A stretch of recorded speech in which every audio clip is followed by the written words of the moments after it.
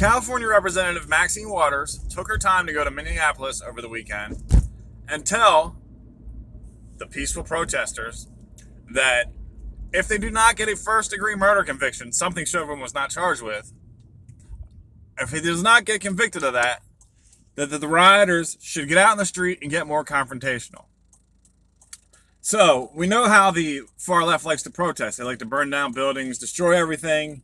I know these are called peaceful protests because if you get on Google and you look up riots, it only shows the Capitol riots. It doesn't show anything about Minneapolis.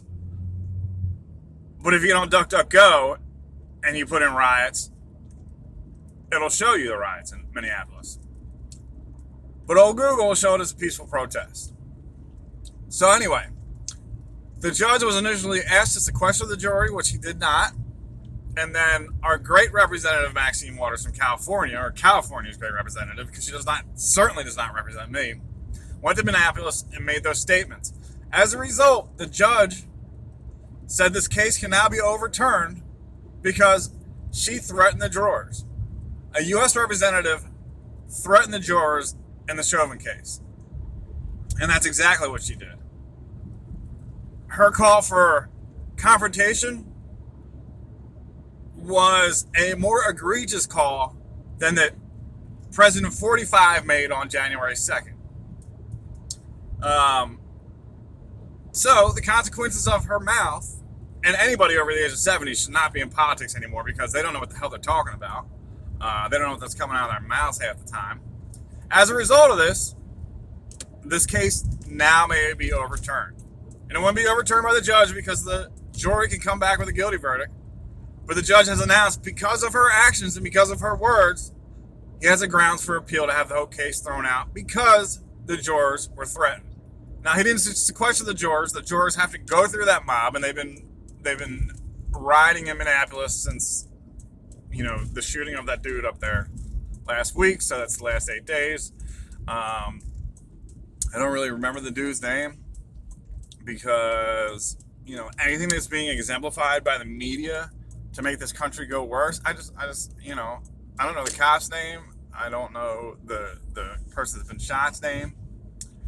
So they've been rioting Minneapolis for 8 days already. We have this trial in Minneapolis, and we have our representative going out there to say, if they don't give the verdict you like, get back out there and start rioting. So, good luck, Minneapolis. Every cop in that city should resign because of the way they're treated.